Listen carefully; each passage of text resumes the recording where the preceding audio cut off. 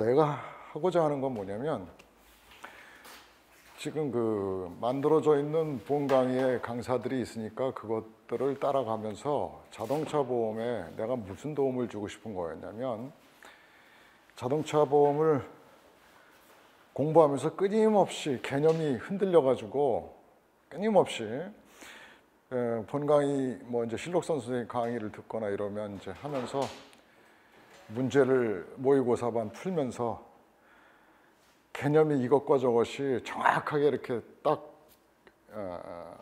일도 양단하는 식으로 뭘 탁 뱄을 때 이게 날카로움이 있어야 되는데 그런 게 없이 두리두리 뭉실 이게 이건 것 같고 저게 저건 것 같고 하는 것 하면서 가는 친구들이 의외로 많은 걸 알아서 그런 개념을 잡는 강의로 내가 도움을 주면 좋겠다라는 생각을 해서 이건 내가 따로이 만드는 특강이에요.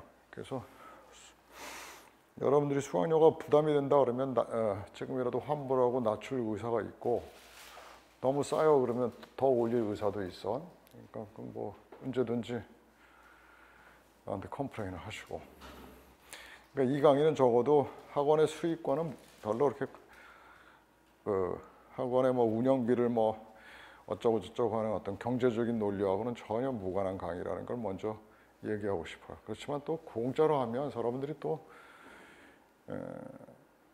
이건 공짜니까 뭐 나오다 말다 뭐 좀 그럴 여지도 있고 그래서 그냥 책정을 한 게 책정 얼마 할까 그랬더니 뭐 저거 얼마 그런데 좀 비싼 것 같다.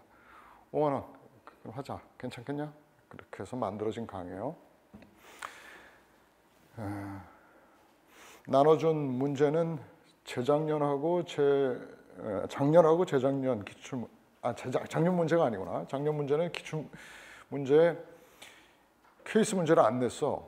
작년 시험 문제는 내가 기억하는 게 맞다면 과실 책임주의하고 그러니까 자배법의 운행자 책임하고 뭐 민법의 과실 책임주의에 뭐 차이점을 써라 뭐 이런 문제였던 것 같은데 자연스럽게 그 오늘 이제 얘기를 하다 보면 그 차이를 얘기하게 될 것이고 그래서 강의에 들어가기 전에 바로 들어갑시다. 이 얘기를 먼저 하고 들어가고 싶어. 어쨌든 우리가 무언가 어떤 명제를 놓고 그 명제가 맞냐 틀리느냐라는 얘기를 하려면 적어도 그게 참이라는 결론에 이게 옳은 결론이라는 소리를 하려면 막 그런 말을 하려면 반드시 그 이유를 설명할 수 있어야 돼. 이유가 없다 그런다면 그 다음에 이제 논증의 그 허술함에 빠져버리는 거지. 지금까지도 우리 신이 있는가의 문제에 관해서 누구도 신이 있다라고 자신 있게 말할 수 없고 또 신이 있음을 증명했다라고 하는 뭐 데카르트가 증명을 했다 그러는데 나는 데카르트를 읽었는데 증명 못했어. 다 신앙 고백만 했다고. 왜 그러냐면 이유를 얘기해야 돼. 인간을 창조했다면 그 창조한 사람 누구야? 그 창조하려고 그 창조한 사람의 앞에는 뭐야? 그러니까 최초의 원인을 얘기 못하니까 결론이 흔들어지는 거라고. 이 부분에 가서는 그러니까 어떻게 됐냐면 세상을 창조했다는 최초 원인자 신을 증명하려고 하니까 안 되니까 저 사유의 세계로 도망가 버리는 거지. 그러니까 뭐 신은 스스로가 자기 원인이라고 이런 소리에 빠져버리잖아. 신 앞에 뭐를 얘기할 수 없으니까 최초의 뭐를. 그럼 그때부터 우리는 이제 또 흔들리는 거야. 최초 원인을 얘기할 수 없으니까. 그런데 우리가 공부하려고 그러는 자배법의 어떤 결론이나 이런 것은 명확하게 이유를 댈 수 있는 이유, 근거가 반드시 있다고. 근데 그 근거를 모르고 공부를 하게 되면 이제 신의 논리처럼 흐트러지는 신앙의 논리로 가서는 안 돼. 근데 나는 의외로 많이 여러분들이 자주 가는 카페에 이렇게 가끔 지금은 안 들어간 지가 한 1년 됐는 것 같은데 과거에 이렇게 들어가 보면 신을 증명하는 논리와 같은 얘기들이 그러니까 막 뿌연 안개 속에 논리에 허투루 되어 있는 논리들이 남발되어 있는 걸 많이 보거든. 그러다 보니까 어떤 강사가 이렇게 얘기했더라. 그럼 그것이냐?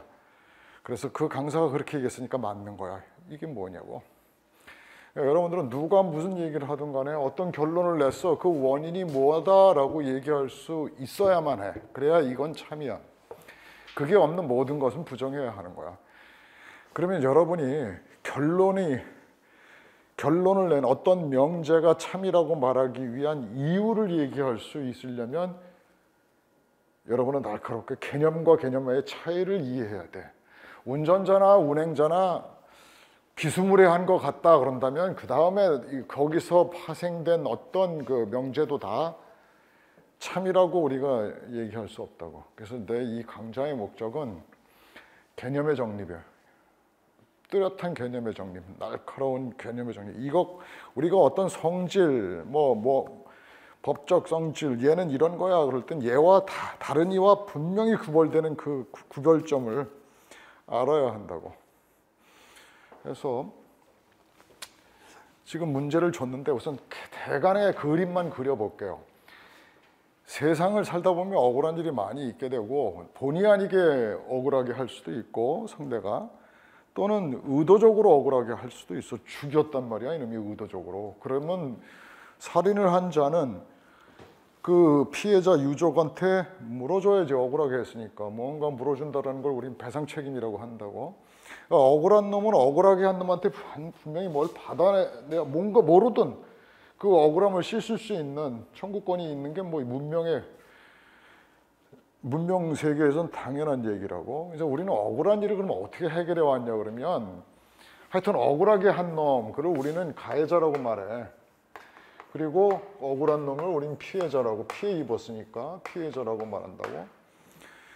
둘 간의 분쟁을 어떻게 조정했냐면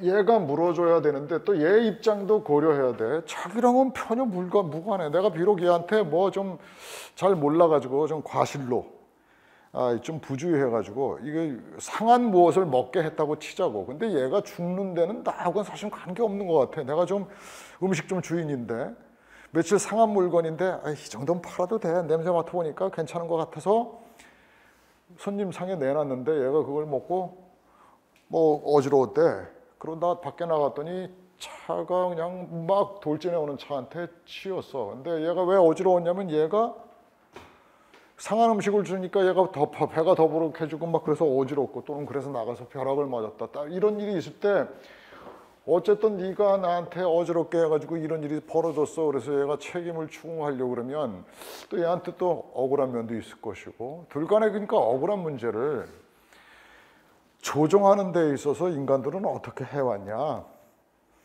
그러니까 남에게 얘가 불행이 일어났지만 도저히 내가 다 피해자 측에서 얘한테 추궁할 수 없는 어떤 다른 사건이 이 안에 개입한다든지 뭐 이럴 수도 있고.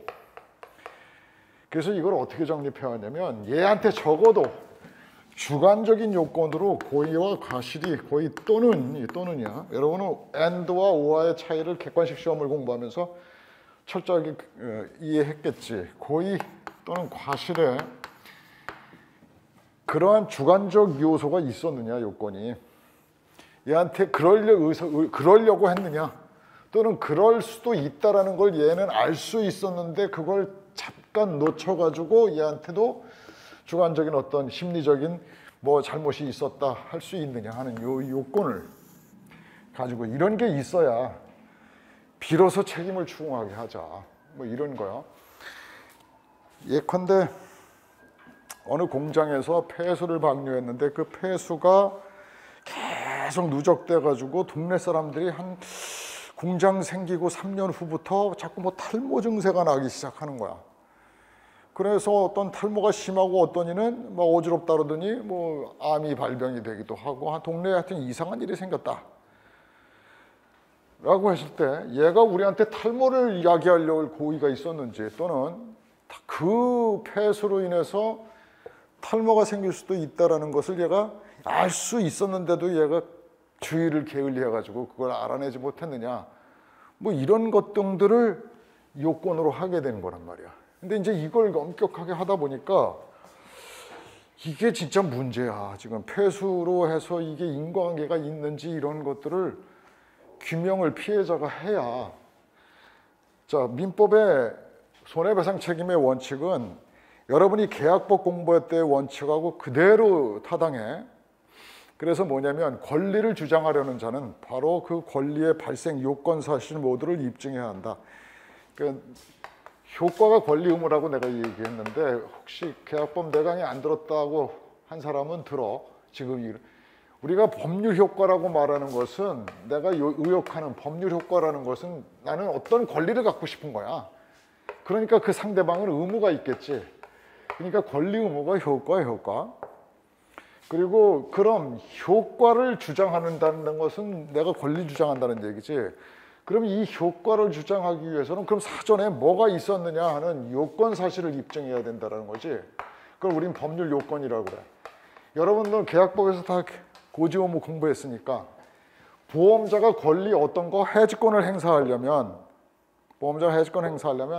피보험자 이놈이 어떤 요건을 갖추었다 하는 걸 입증해야 돼. 그 고지 의무 위반의 요건이 뭐였어? 고의 또는 중대한 과실이 있어야 한단 말이야. 고의 중과실이 있고 불고지, 부실고지 했는가 또는 인과관계가 있는가 뭐 이런 사실들을 갖추었을 때 고지 의무가 발동되잖아. 그 요건은 누가 입증해야 돼? 권리 행사하려고 그러는 고지 의무 위반을 행사하려는 보험자가 이 사실을 입증해야 돼. 그러니까 제가 고의 또는 중대한 과실이 있었다. 불고지했다. 거짓말로 부실하게 고지를 했다. 뭐 이런 걸 입증해야 되는 것처럼 피해자가 손해배상 청구권이라는 권리를 행사하려면 요건 사실을 입증해야 돼. 가해자의 고의 과실이 있었다. 그리고 그 행위가 위법했다. 위법성 조각 사유가 없단 말이야. 그리고 쟤는 책임 능력이 있어. 민사상의 책임 능력이란 사물의 변식 능력을 얘기하지. 그러니까 이게 똥인지 된장인지 알 수 있는 능력. 변별력이라고 하는 것은 그냥 대충 보면 우리가 일반적으로 가지고 있잖아. 인간은 다 태어나면서 최소한의 오성이라는 걸 가지고 있다고. 강아지 새끼도 그래. 강아지도 탁자 위에다 올려놓으면 절대로 안 뛰어내려. 왜냐면 뛰어내리면 팔다리 아작난다라는 사실을 이 강아지조차도 변식할 수 있다고. 뛰어내리면 나 큰일 날 거야 해서 강아지 높은 테이블에도 뭐 낑낑거리고 안 뛰어.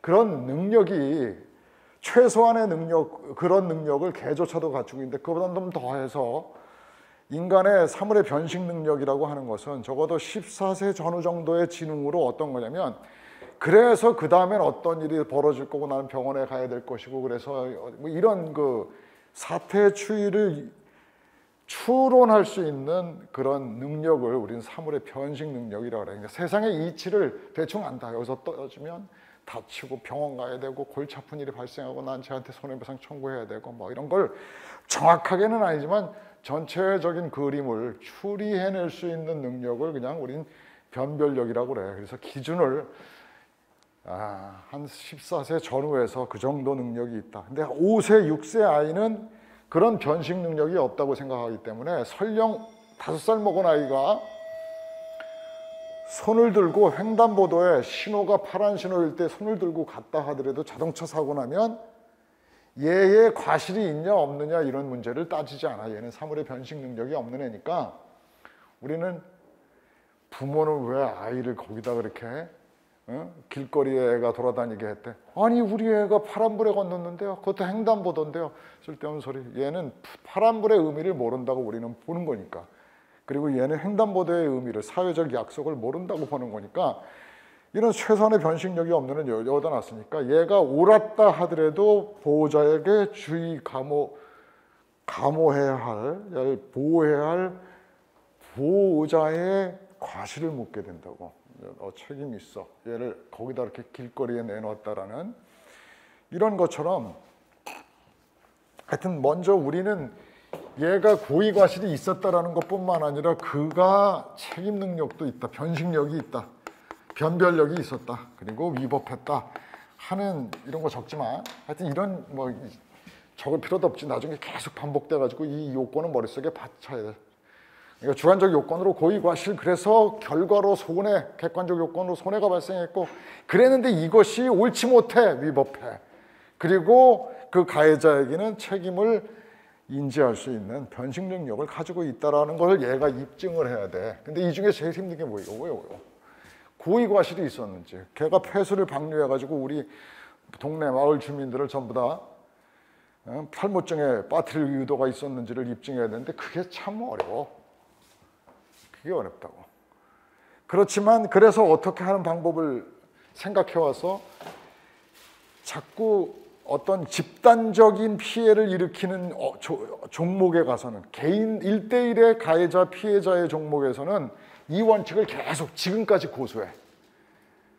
그런데 집단적인 피해를 입히는 그런 대규모 위험에 대해서는 이거 어떻게 구제하지 하면서 특별법을 자꾸 만든 거야. 그래서 제조업 책임에 관한 법률, 그래 제조업의 입증 책임을 전환시켜가지고 그럴 고의가 없었다라는 것을 기업이 입증하게 한다든지, 이렇게 원래의 이 틀을 바꿔버리는 거야. 이건 누가 입증해야 되냐면 손해배상 청구권자가 입증해야 되는데 손해배상 의무자한테 입증 책임을 전환시킨다든지 또는 이걸 완화한다든지 이런 방법을 써왔어. 그렇게 해온 게 우리의 가피해자의 구도고, 이게 일반 불법행위의 원칙이야. 그래서 일반 불법행위의 가해자는 주관적 요건으로 고의 또는 과실이 있었다라는 것을 피해자가 입증해야 되고, 그래서 내게 이런 손해가 났다라는 것, 그건 쉽지. 내 팔 매주면 돼. 이거 부러졌잖아. 나 탈모 보여주면 돼. 그 다음에 이게 위법하다라는 것도, 위법성은 금방 결과가 발생하면 우리는 인정이 돼. 위법성에 대해서는. 위법성은 최근엔 추정된다라고 보는 게 통설이야. 결과가 이렇게 나쁜 일이 발생했으면 가해자가 너의 행위를 정당화할 수 있는 사유가 없는 한은 위법성 있는 거야 라고 인정되니까. 그러니까 위법성 조각사유라고 여러 가지 공부한 거, 내가 정당방위였어, 긴급피난이었어, 자구행위였어, 뭐 이런 어떤 특단의 사정이 없는 한 위법성도 입증할 필요가 없어. 당연히 그냥 인정되니까. 책임 능력도 별로 이렇게 문제가 되지 않아. 성인이 그 가해자인 경우에 이런 게 문제가 안 되는데, 문제는 고의 과실이었다라는 거지. 그러니까 작년 시험 문제에서 묻고자 하는 것은 바로 이 과실의 입증이 매우 곤란하다. 그래서 자배법은 어떻게 했냐면, 자배법 들어가기 전에 늘 이런 이 원칙적인 구도로 가져오다가 집단적 위험에 대해서, 그러니까 한 사람의 한 개의 기업이 마을 전체 주민에게 미치는 어떤 영향력이 큰 이런 부분에서 어떻게 할 건가 고민하다 인간들은 특별법을 조금씩 만들어서 수정하면서 그것만 뜯어 고치는 거야. 그래서 제조물 기업에 대해서는 이렇게 하자. 의료 과실에 대해서는 이렇게 하자. 우리나라는 의료과에 대해서 아직도 이 원칙을 고수하고 있지만 미국과 같은 경우에는 상당히 의료과에 대해서 입증 책임을 의사한테 세게 물리고 있어. 근데 우리나라는 아직 거기까지 못 가 있어. 왜 그러냐면 의사협회의 그 로비력이 세. 그래서 국회의원들을 상대로 특별법 만들려고 그러면 그냥 정치 자금을 끊어 뭐 어쩌고 하겠어 하면서 겁줘가지고 그걸 못하게 하니까 의료 과실에 대해서는 아직 그렇지만 판사들이 이제 슬슬 앞장서서 나타나기 시작한 거야. 판사들이 슬슬 의사한테 불리한 어떤 그런 증거를 채택하고 적극적으로 나서고 그러면서 이제 이런 문제를 해결해 왔어. 그러다가 우리나라도 이제 자동차가 많이 만들어지고 모터라이제이션이 활발화되어 버리니까 그동안 피해자는 가해자한테 이걸 입증해서 받아 청구를 할 수 있었다고 그랬지. 그래서 그 원칙을 쭉 이어오다가 70년대 들어가지고 우리나라 차가 많아지니까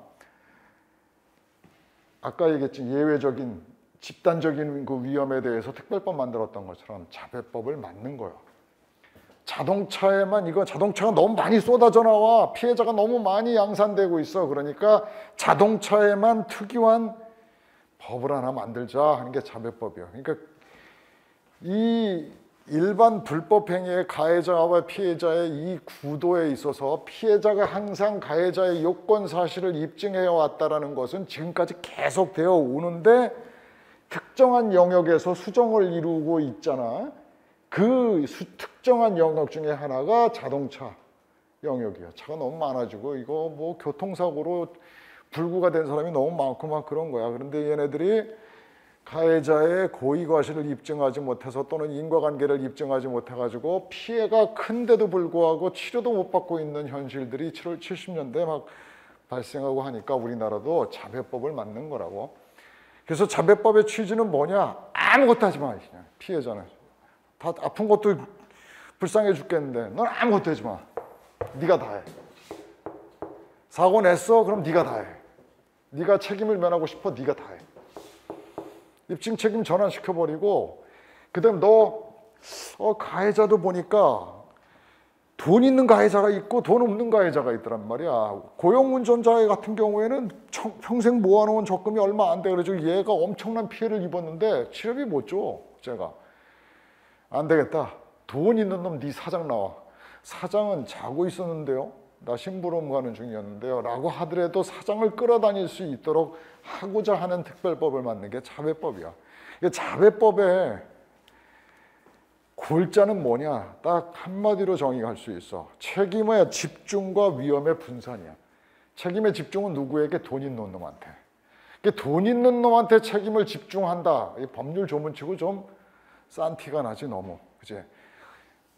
자배법 제3조 그래서 돈이 있는 놈은 자동차의 운행으로 인하여 생긴 뭐쪽 이렇게 만약에 조문 만든다 그러면 좀 너무 쌀티 나잖아. 그래서 약간 고급스럽게 바뀐 게 운행, 자기를 위하여 자동차를 운행하는 자는. 그래서 여러분들이 이제 앞으로 계속 써야 될 말 중에 한 단어가 나오는 거야. 운행자를 만들었다고.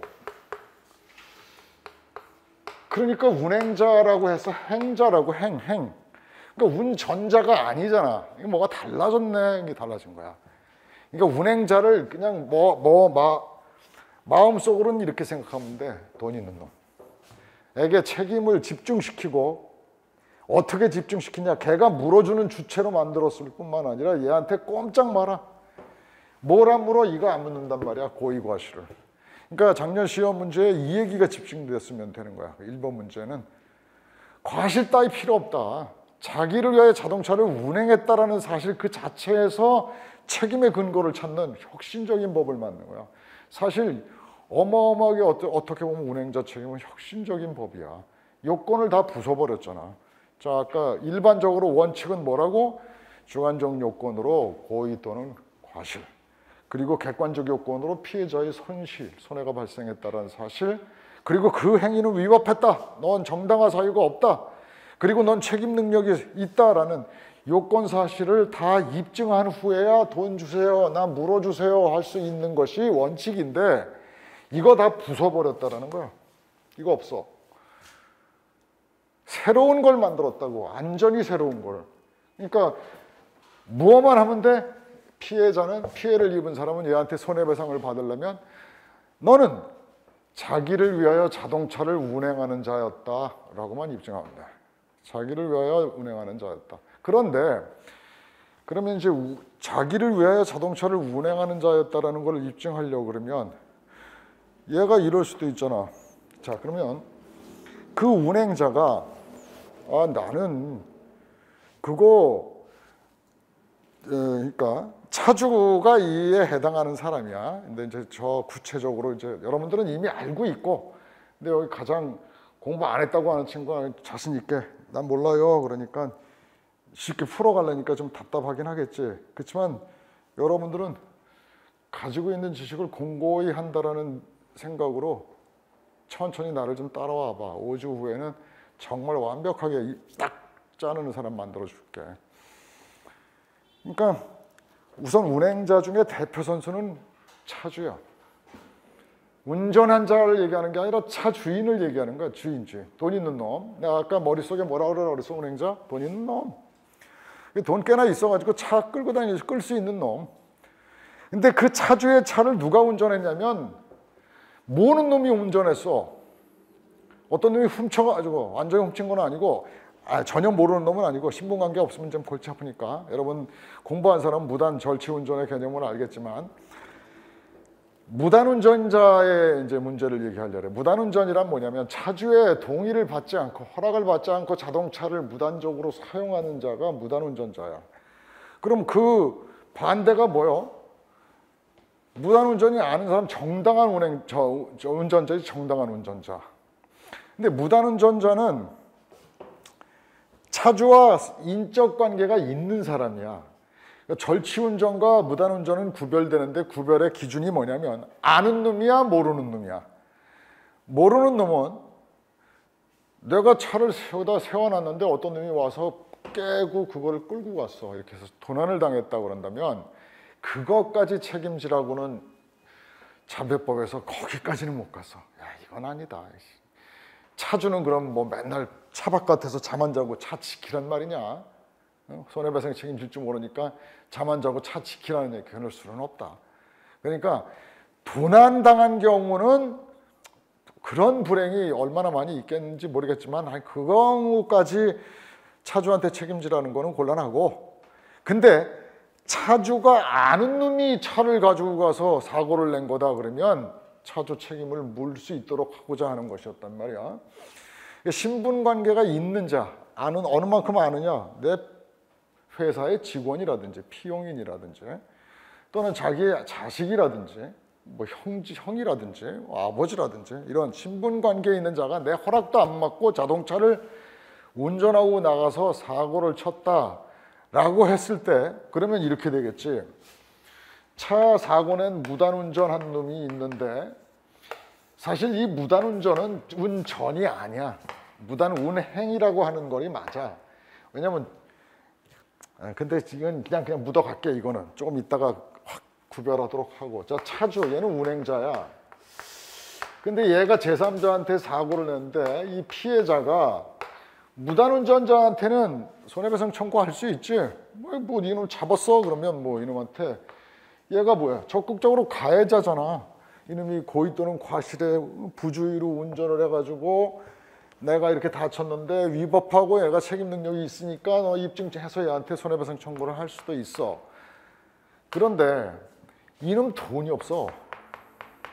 얘한테 원래 차주, 원래 그 차의 차주, 돈 있는 놈 손해배상 청구할 수 있느냐.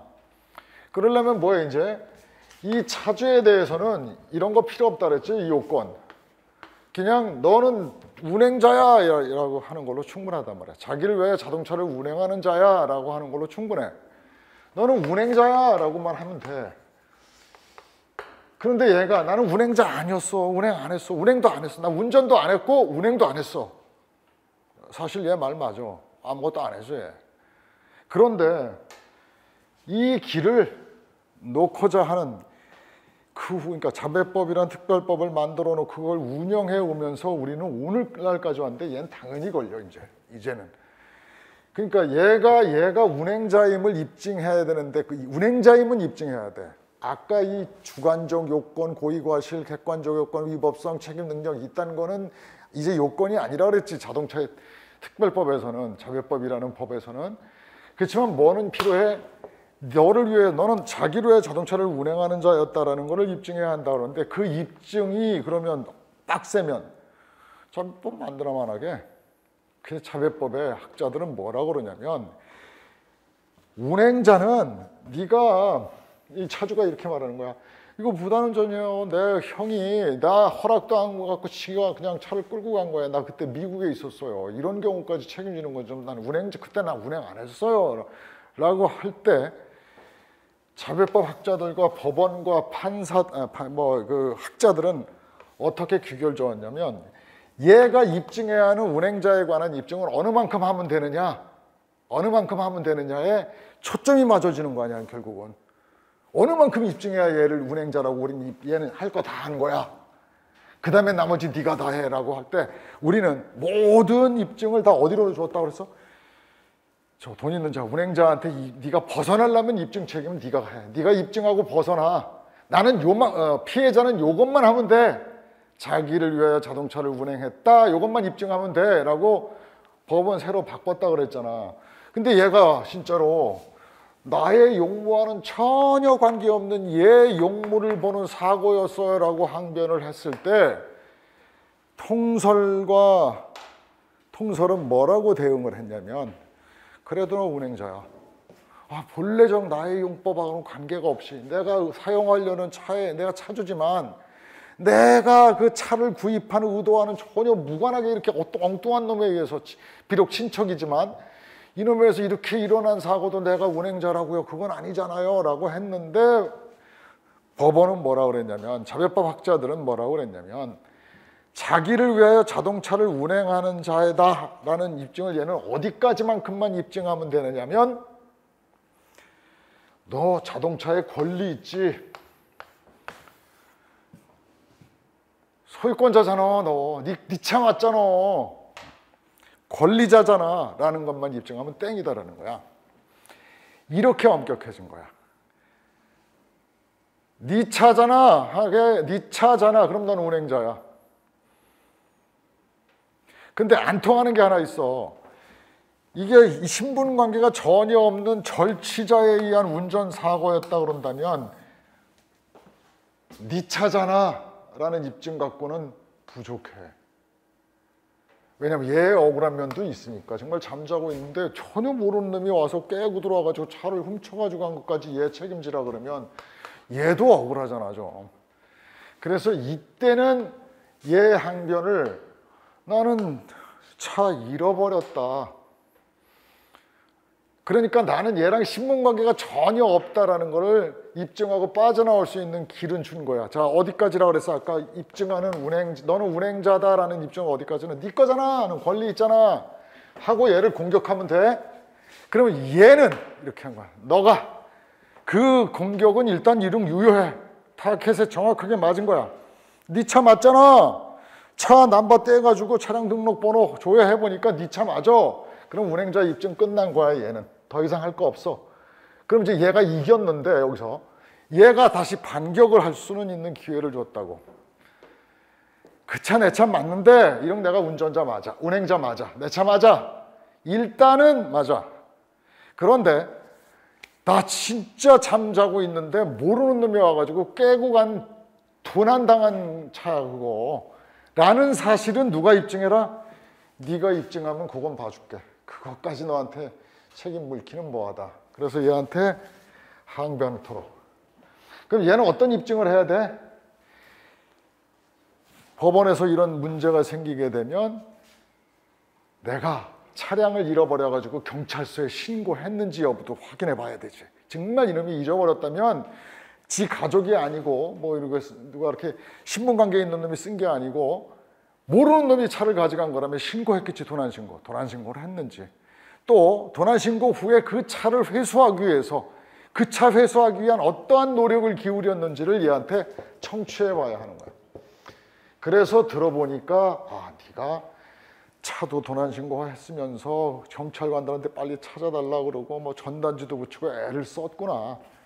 그래서 사고를 좀 막아보려고 애를 썼는데도 그 차를 이 무능한 경찰관이 못 잡아가지고 이런 사고가 난 거였구나. 그러면 네 책임은 없다 하고 면제해 주는 거야. 그러니까 이런 특별한 케이스를, 절취라는 케이스를 제외하고 이 피해자는 어느 만큼만 입증해야 한다고?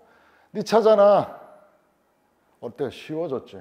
엄청 쉬워졌지. 자, 민법 750조의 일반 불법행위 원칙대로 우리는 살아왔었다고, 그동안 1970년도까지. 그때 피해자가 손해배상 청구를 하려면 뭘 입증해야 됐다고? 불법행위의 성립 요건이 되는 사실을 다 입증해야 돼. 고지 의무 위반의 요건을 보험자가 입증해야 하는 거 마냥. 불법행위 성립 요건이 그럼 뭐였냐고? 고의과실이라는 주관적 요건, 그 다음에 객관적 사실로 손해의 발생, 그리고 그것이 정당한 사유가 없다라는 위법성, 그 다음에 너에게는 사물을 변식할 수 있는 최소한의 변별력을 가지고 있었다 그 당시에 라는 책임 능력을 누가 얘가 모두 입증했을 때 얘한테 손해배상 청구를 할 수 있는 거야. 우리가 보험계약법 공부하면서 무슨 권리가 있다, 누구에게 무슨 권리가 있다 이렇게 읽어왔지. 그건 우린 이렇게 읽어야 되는 거야. 그 요건 사실이 되는, 계약이 체결되었다라는 어떤 요건 사실 이런 것들이 다 입증되면 너에겐 이런 권리가 있다. 누구에게 어떤 권리가 있다라는 것은 그 선행의 요건 사실이 다 입증되면 너한테 이런 권리가 있다라는 거야. 그러니까 얘가 그걸 입증했을 때 피해자가 손해배상 청구권을 행사할 수 있었는데, 마치 아까 오염 폐수물 이런 제조업체들의 뭐 또 유책 많이 문제됐던 게 한전의 고압선도 문제가 많이 되지. 고압선이 지나가는 주민 동네 사람들이 암에 걸리는 그런 확률이 점점 높대네. 그래서 어디 지역에 고압선 막 설치를 이전하라 막 그러고 데모하고 그런 거 봤지. 그전에는 몰랐던 거야. 그게 고압선이 그런 악영향이 있는지. 이런 위험 종목들에 대해서 특별법으로 해결을 해왔다고. 자동차도 그 못지않은 위험이라서 특별법 만드는 거야. 근데 그 특별법이 다른 특별법보다 유례없이 세. 다른 특별법에서는 제조물 책임법 이런 거에 보면 입증 책임 조금 몇 가지 전환하고 이런 건데 이건 다 네가 얘는 그냥 한 가지만 입증하면 돼. 네 차잖아. 너 운행자잖아. 그러면 여기서 내가 이제 운행자 개념을 먼저 얘기를 할게. 운행자를 밝히자. 그럼 자기를 위해 자동차를 운행하는 자라는 사실을 입증해야 되는데 운행자는 뭐냐? 운행자의 개념은 두 가지야. 지금 통설과 판례 입장은 운행 이익과 운행 지배가 있는 놈이야. 그래서 우리나라의 통설과 판례는 이원설이라고 그래. 운행자를 두 가지의 요소로 규정한다고 그래서 이원설이라고 그래. 이거 필요 없다 하는 소리, 운행 지배만 가지고 판단하자라는 소리, 이런 설인데 소설이야. 아직은 다수설은 이원설이야. 그러면 이원설을 들어가서 그럼 운행 이익과 운행 지배는 뭐냐? 이 개념을 정확하게 이해해야 되지. 그럼 운행 이익은 뭐냐면 자동차를 내가 운행함으로써 생기는 이익이다 이거야. 그럼 운행이라는 문제도 여러분 아니까 먼저 운행은 뭐냐면 물건이나 사람을 운송하느냐 여부, 실었느냐 안 실었느냐 여부와는 관계없이 자동차를 용법에 따라 사용하면 그게 운행이야. 자동차의 사용이 운행이야. 그냥 뭐 어떻게 쓰든 자동차의 사용 방법은 뭐 여러 가지가 있겠지. 용법에 따른 사용이라 그랬으니까 자동차를 이동수단으로 썼다 그런다면 다 운행이야. 이동수단으로 썼다라고 그러면 범위는 어디까지냐 그러면 결국은 있지.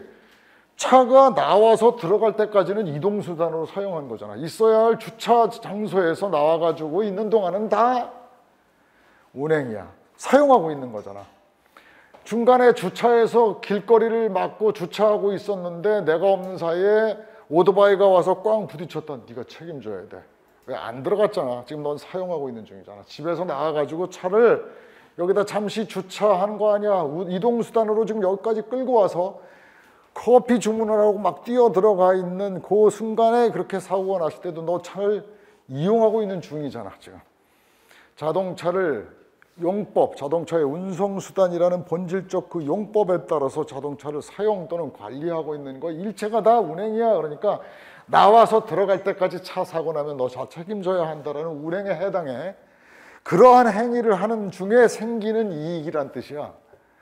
그러면 이익은 당연히 우리가 또 이익 그러면 우리는 손해사정이론 공부할 때도 공부했지. 이익이라는 건 본래 뭐냐면 financial gain 뭐 이런 것들을 말하는 거. profit이라고 하는 것은 경제적인 성격을 가져야 되지. 경제성이 없는 것을 우린 이익이라고 안 해. 그지? 경제성이 있어야 내가 이익이 돼 이렇게 말하는 거잖아.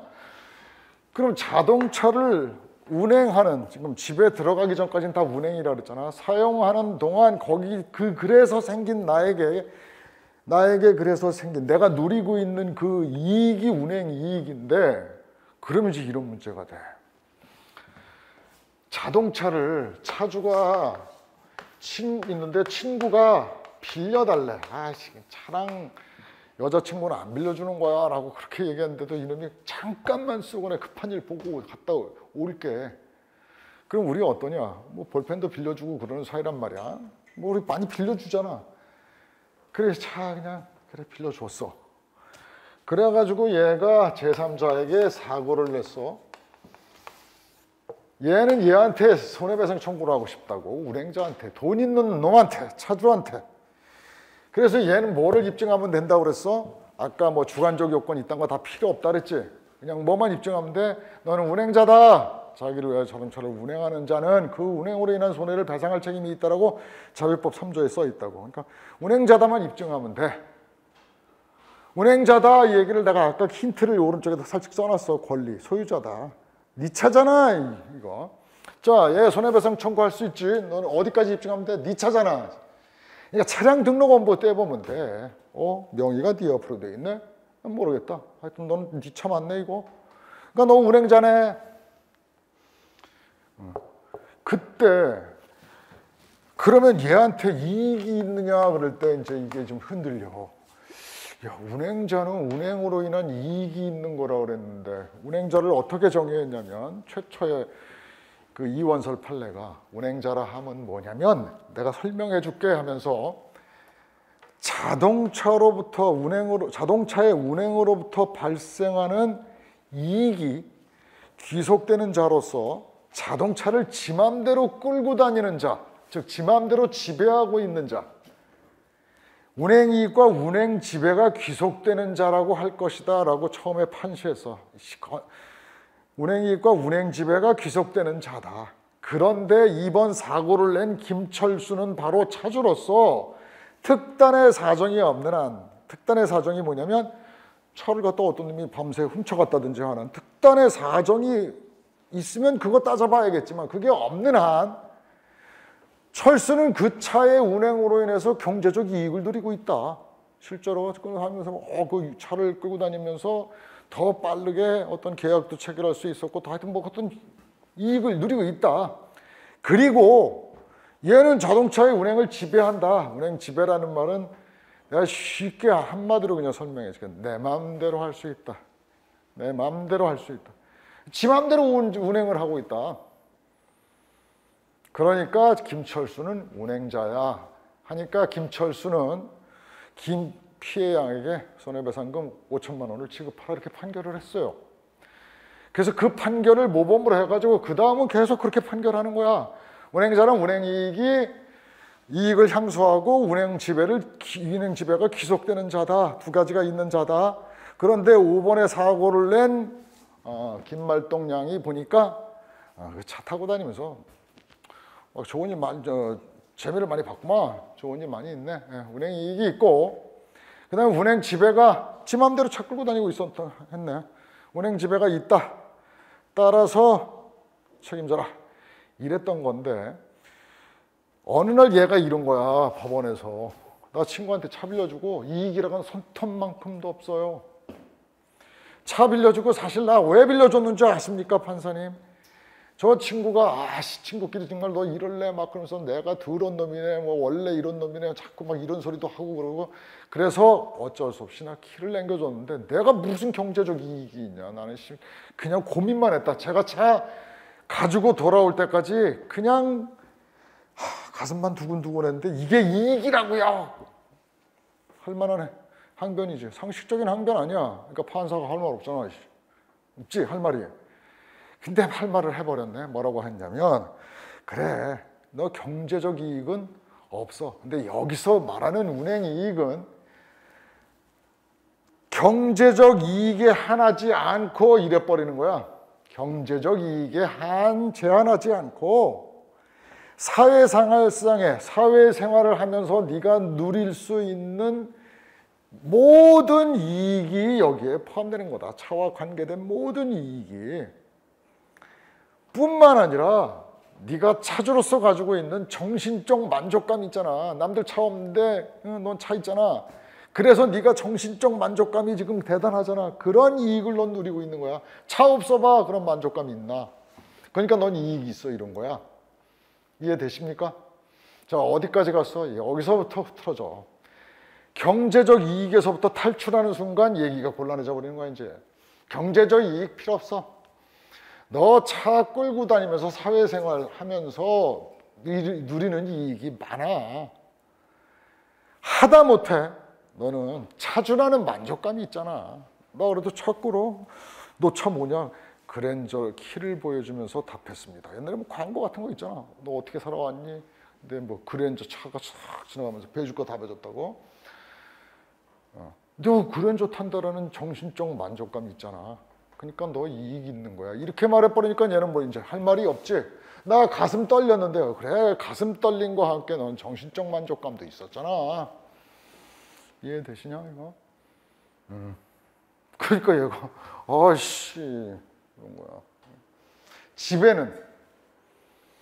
지배의 개념이 뭐냐? 운행 지배란 내가 내 마음대로 할 수 있다는 뜻이라 그랬지. 지배의 개념은 뭐냐면 자동차의 현실의 지배뿐만 아니라 내가 차를 마음대로 지금 이렇게 해. 반드시 내가 운전한다라는 의미는 아니니까 남을 시켜서라도 야 차 좀 빼봐 이렇게 봐. 내 차, 야 네가 좀 내 차 좀 빼봐. 야, 저쪽으로 좀 옮겨놔. 라고 할 때 누구 의지로 가는 거야? 내 의지로 가는 거지. 내가 지배하는 거지. 뒤로 좀 빼봐. 또는 직원 시켜가지고 내가 다리가 아파. 다리를 절어. 그래서 운전 못 하겠어. 야 너 일로 와봐. 차 가서 있지. 여기 위치가 안 좋아. 저쪽에다 옮겨. 그래서 여기 있던 차가 이리 옮겨가는 것은 누구의 의지였어? 내 의지지. 이건 지배야. 이게 지배라고. 지배. 자동차를 내 마음대로 할 수 있다라는 거야. 내 마음대로 부릴 수 있다라는 게 지배야. 내 마음대로 한다라는 게, 내 의지대로 한다라는 게, 나의 의지. 그냥 답안지용 문장은 아니지만 머릿속에 여러분들한테 확실하게 집어넣어 줄 수 있는 단어가 바로 나의 의지가 개입된 것이 바로 내가 지배하고 있는 거예요. 그럼 나의 의지가 개입될 수 있는 이유는 뭐였냐? 내 차니까. 내 차니까. 내 의지대로 이루어질 수 있는 이유는 내 차니까. 결국은 뭐냐면 운행 지배의 개념은 권리예요. 권리. 그 자동차에 어떤 권리가 있느냐가 운행 지배야. 권리 있으면 운행 지배 있는 거야. 그래서 이렇게 말하는 거야. 현실적으로 내가 자동차를 지금 막 이렇게 하지 않더라도 설령 자동차를 누가 빌려줘가지고 자동차를 친구가 운행하더라도 내가 친구한테 빌려주고 미국 가가지고 지금 라스베가스에서 이 게임을 하고 있어. 포커 게임을 하고 있는 이 순간에도 나는 권리자로서의 지위가 다 변하지 않지. 내가 그 차의 차주야. 권리야. 권리 나에게 있어. 그래서 너는 지배를 놓고 있는 게 아니야. 운행 지배를 하고 있다라고 얘기하는 거야. 그래서 자, 운행 지배는 뭐라고? 자, 교과서적으로 한번 읊어줄게. 자동차에 대한 현실적인 지배는 당연한 거고, 그건 물론이고, 내 차 내가 막 끌고 다닐 때는 당연한 거고, 그게 아니더라도 더 나아가서 잠재적이고 추상적으로라도 그 자동차를 지배할 수 있는 지배의 가능성이 어디서 나와? 권리에서 나오잖아. 그러니까 현실의 지배가 아니라 지배 가능성까지를 넓혀서 우리는 운행 지배라고 한다. 그러면 지배의 가능성이 차주는 있어 없어? 당연히 언젠간 차주한테 차가 돌아와야 되는 거 아니야. 내 차인데. 지배의 가능성. 현실의 지배가 아니라 잠재적 지배도 지배란 말이야. 그럼 얘 운행 지배에 대해서 뭐야? 얘가 항변했던 이익은 뭐라고? 여기 이익은 정신적 만족감까지 넓혀버려. 그러니까 운행 이익은 의미가 없어졌어. 사실 따질 필요도 없는 거야. 그래서 최근에 판례를 90년대 이후 판례를 보게 되면 김개똥이가 운행 이익을 그 사건에서 가지고 있었나를 판단하지 않아. 지배가 있었나, 지 마음대로 하는 수 있는 권리가 있었나는 판단하지만 이익은 판단하지 않아. 뭔 말이냐면 이익을 완전히 넓혀버렸잖아. 이익의 외연을 엄청 넓혀버리니까 모두 다 이익이 된 거야. 지구 끝까지 넓혀버렸으니까 지구 안에 있는 모든 것이 이익이라고. 그러니까 모든 게 이익이라고 포섭된다 그런다면 그건 뭐 따질 필요도 없는 거고 이거 뭐하러 이걸 요소로 갖고 있냐 이런 소리 나오는 거야. 그래서 운행 이익은 운행자를 한정하는 기능을 상실한 지 오래다. 따질 필요도 없는 거잖아. 괜히 그거 왜 따져. 이런 설, 운행 지배. 그러니까 지금 통설, 대법원 판례는 문의는 이원설 맞아. 항상 운행자란 운행이익과 운행지배가 귀속되는 자라고 할 것인 바, 이 사건에서 김태욱이는 하면서 운행지배만 따져. 처음에 서두는 뭐로 다뤄? 문의는 이원설로 달고 실질적으로 따지는 건 이원설이야. 우리든 여러분도 이것만 따지면 돼. 지배만. 그냥 차주로서의 만족감은 누구나 있는 거니까. 차주로서의 만족감이 제일 큰 때가 언제인 것 같아? 첫날. 첫 차는 말할 것도 없고, 나 처음 차 뽑은 때, 야, 집에서 잠 못 자겠더라. 가서 시동 한번 또 걸어봐. 그리고 앉아가지고 뿌듯해 하다가 그 정신적 만족감 얼마나 큰지 알아? 그리고 끄고 내 차 빠이빠이 하고서 올라와서 잠을 자는데 차와 함께 돌아다니는 꿈을 꾸고. 첫날 그랬어. 잠 진짜 집에 들어가서 자기 싫었다니까, 차 안에서 자고 싶었다니까. 아마 어떤 친구는 차 안에서 잔 친구도 있을 것 같아. 분명히. 그런 정신적 만족감 차주에게 있지. 차를 가지고 있는데 자기가 좋아하는 차, 특히 남자애들은 뭐 말할 것도 없고 차에 대해 집착하잖아요. 그러니까 따질 필요가 없어, 이익을. 그런데 여전히 부처는 놔. 여전히 판례에 보면 부처는 주고 있어. 운행자라 하면 운행이익을 향수하고 운행지배가 귀속되는 자이다. 그래서 개똥이가 위에 운행자인지 보니까 이러이러한 권리가 있더라. 얘 지배하고 있었네. 그래서 얘는 책임이 있다. 이렇게 판결해. 이익은 쳐다보지도 않아. 그래서 우리는 이제 운행 지배를 집중적으로 이제 이해하고 공부해야 되는데, 내가 이 강좌의 목적은 이런 거야. 자배법 강의를 하면서 진도가 지나면 이제 진도 이렇게 하고 이해했어? 모르겠어? 그냥 가 하고 있는데, 지금은 그런 틀을 다 깨버린, 그냥 떠들고 싶어서 만든 개념을 만드는 게 목적인 강의니까 한 얘기 또 하고 또 하고 계속 사례를 반복하면서 아, 이게 이렇구나 하는 거를 어슴푸레 알던 것을 확실하게 알게 하고자 사례를 계속 내 여러분들한테 줄 거야. 그래서 그 사례 속에서 얘가 무슨 성격이 있나, 그런데 아직 다 확실하지 않을 거라고 본다 그러면 또 다른 사례를 보고서 거기서 또 여러분이 헷갈렸던 거 좀, 이 목적이야. 자, 어쨌든 그래서 제3자가 얘한테 손해배상 청구를 할 때 지배는 이게 차주 맞으니까 권리 있잖아. 그러니까 오늘 사례를 들어가면서 구체적으로 봐야 되는데 이게 강의가 되면 내 의도와는 다르니까 여기까지만 지금 얘기를 할 거고, 여러분들은 어떻게 하냐면 오늘까지는 지배는 뭐라고? 권리. 운행지배는 권리다. 이렇게만. 그 뜻은 뭐냐? 내 맘대로 한다. 내 맘대로 하는 근거는 뭐야? 내 거니까. 내가 그 계약법 시간에 이런 예를 들었을 거야. 점유를 얘기하면서, 점유는 사실에 힘이 미치는 것을 점유라고 한다라고 하면서 간접 점유를 설명하면서 이랬을 거야. 이 친구가 필기고 시계로 갖고 주로 많이 설명했을 것 같은데, 시계를 차고 왔다. 근데 그 시계의 주인은 언니야. 그러면 언니는 시계에 대해서 실력적 지배가 미치냐? 점유가, 민법상의 점유가 자배법 학자들은 그대로 지배라는 말로 바꿔놓은 거니까 같은 개념이야.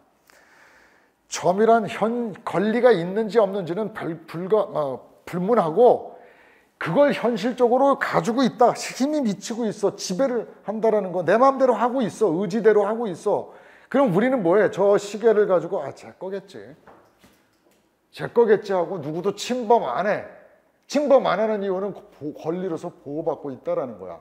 자, 현실적 지배를 하고 차고 있으니까 이게 직접 지배야. 현실 지배, 직접 지배.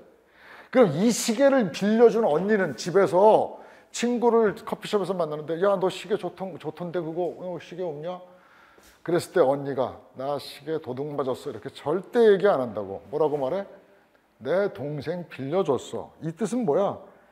회복한다라는 거야. 내가 그 시계를 학원 갔다 오면 동생이 시계를 돌려줄 거니까 내가 돌려받을 거야.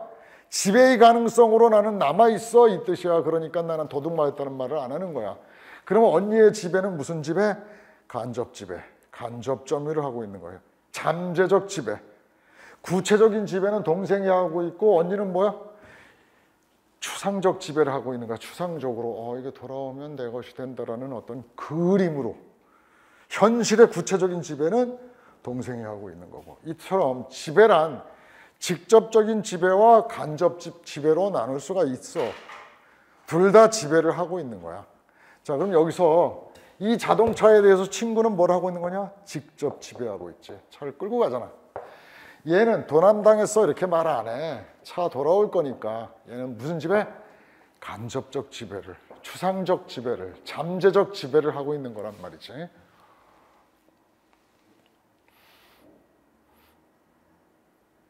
자, 그러면 조금만 더 들어갈게. 내가 이런 얘기를 했어. 그래서 차주한테 집중시킨 법이구나. 그러니까 왜 70년대 생각에 그랬어. 요즘에는 너나 누구나 할 거 없이 차를 가지고 있지만 70년대만 해도 아무나 가질 수 있는 차가 아니었잖아.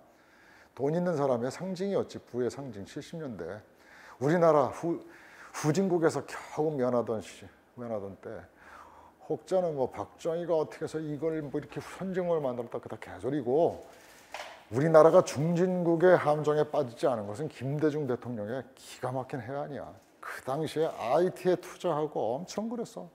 도대체 소노인네가 뭔 IT 그런가 했더니 결국 우리나라가 2000년대, 10년대만 와서 선진국의 반열로 쭉쭉 치고 올라갈 수 있었던 게 그 IT 좋아했던 그 노인네가 어디서 공부를 해서 왔는지 모르지만 그때 우리나라의 산업 기반을 IT 기반으로 확 바꿔버려 뜯어 고쳤던 사람이야. 박정희가 잘한 건 뭐냐? 했던 건 뭐냐? 박정희 잘했다는 게 아니라 박정희가 한 거는 그저 민주주의 하자고, 나라 제대로 가자고, 부정부패하지 말자라고 거슬리는 사람, 떠드는 것이 거슬렸던 사람들 투옥시켜가지고 고문하고 병신 만드는 거 외에 별로 해놓은 게 없는 사람이야. 근데 그 시대를 막 추억하는 그 할배들이 광화문에 아직도 있어. 근데 요새는 또 새로운 할배들이 나타났어. 새로운 젊은이들이, 새로운 꼰대가, 젊은 꼰대가. 문재인 대통령 막 조국 임명해가지고 뭐 해도 뭐 조국을 뭐 수호하라. 내 편, 네 편이 확실한 두 극단만 생겨났어. 옳은 게 옳은 것이고 그른 게 그른 것이지 내 편이 옳은 것이 아니잖아. 마치 어머니의 사랑 같은 식이야. 내 자식은 잘못해도 무진장 이쁜 거야. 혼내야지 제대로 하려면. 지금 보면 진보라는 세력들도 보면 참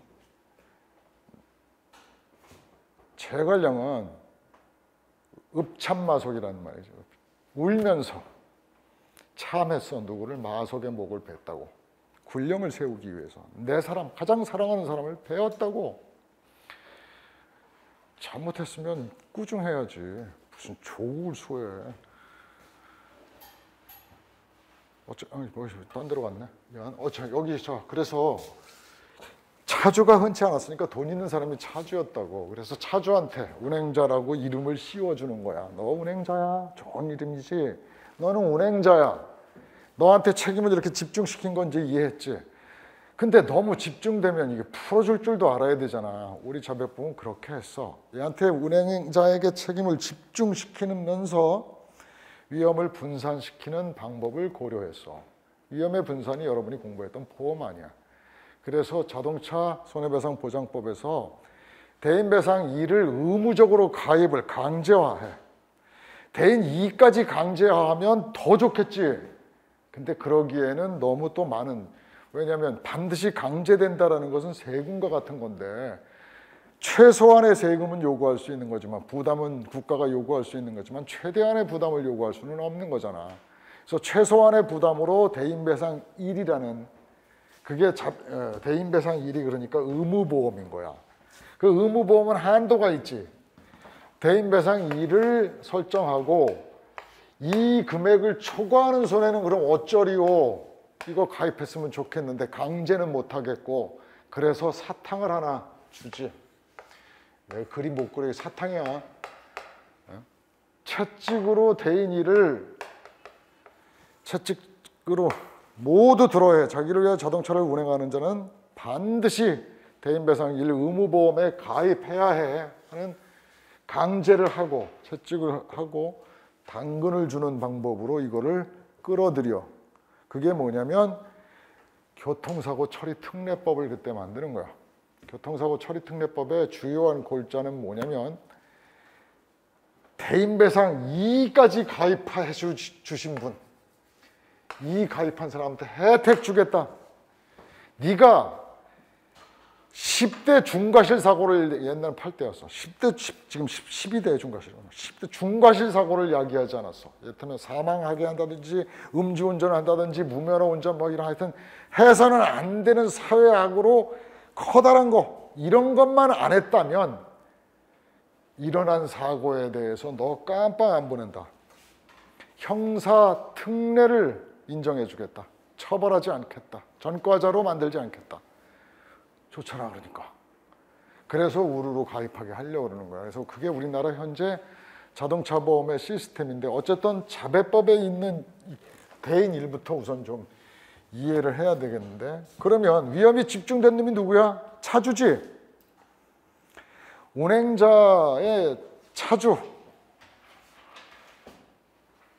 운행자는 자기를 위해 운행하는 놈이니까 그 차에 운행을 하는 놈이 차주 아닌 경우도 있단 말이야. 절취운전자도 자기를 위해 운행했다면 지 차인지 아닌지 남들이 모르니까 이런 차를 가지고 다니면 제 차인가 보다 하지. 아까 내가 저 친구 시계 앉아있구나. 있다고 가상하고 저 친구 시계가 있는데 우리가 제 거겠지라고 인정해 주는 건 뭐야?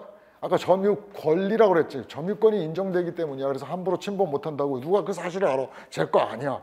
그렇다고 함부로 침범할 수 없는 현실의 사실 상태, 지금의 사실 상태를 법이 보호하고 있기 때문에 우리는 제 건가 보다 하고 그거를 침해하지 않는 것처럼 자동차를 훔쳐서 운행하는 이놈도 지금 뭐에 점유하고 있잖아.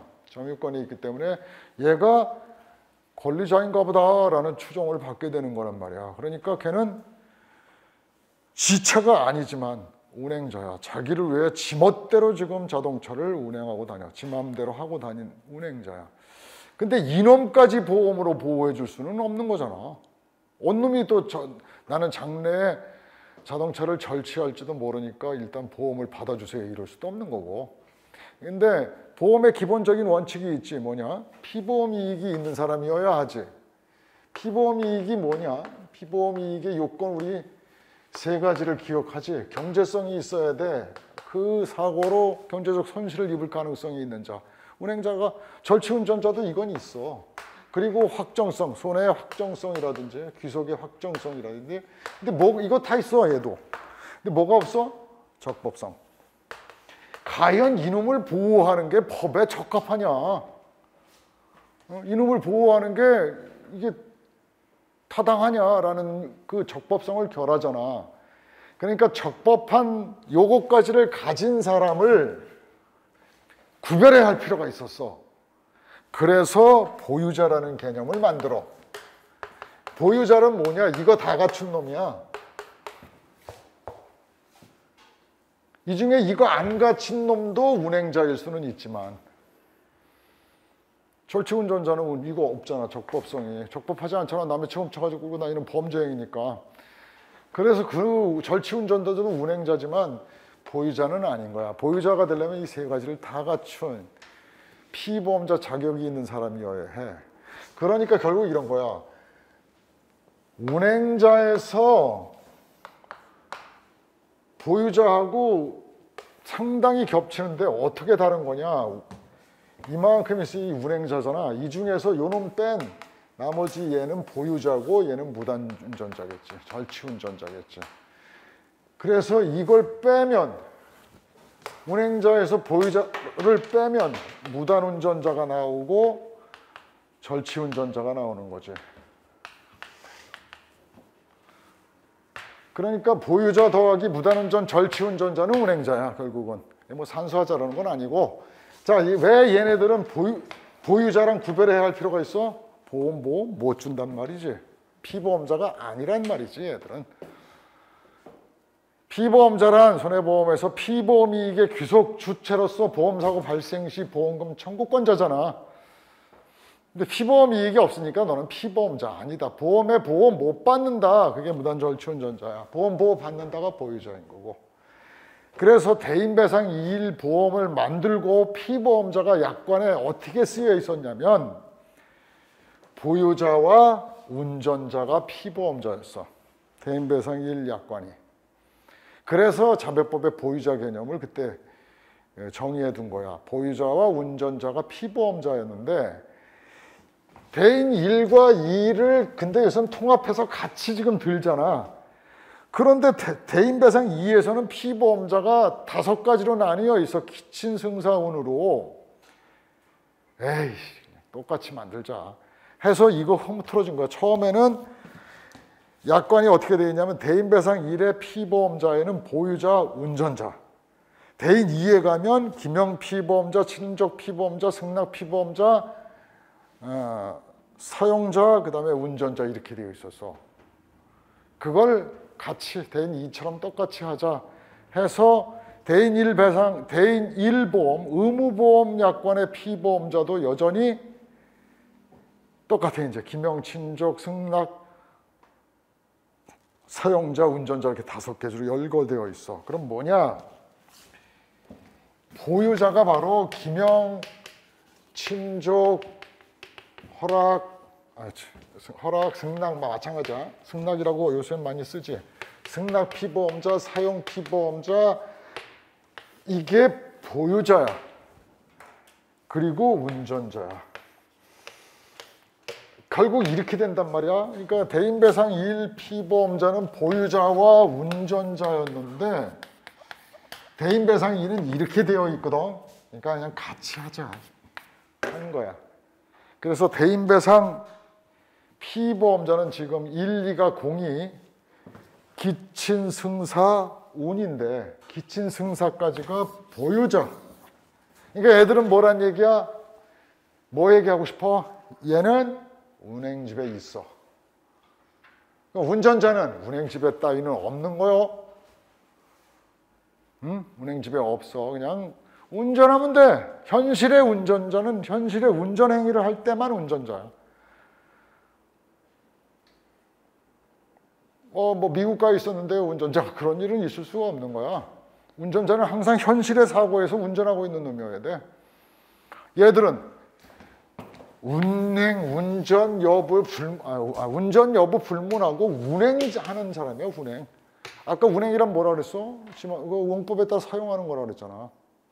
그러니까 뭔가 권리가 있는 자야. 얘들은 운행자는 뭐라 그랬어? 권리가 그 핵심이라 그랬잖아. 자동차에 권리를 가진 자야. 기친 승사는 반드시 권리가 있는 자야. 운전자는 그런 따위 없어. 그냥 시키니까 하라는 대로 하는 거야. 딱 5분만 쉬었다가 다시 들어올게.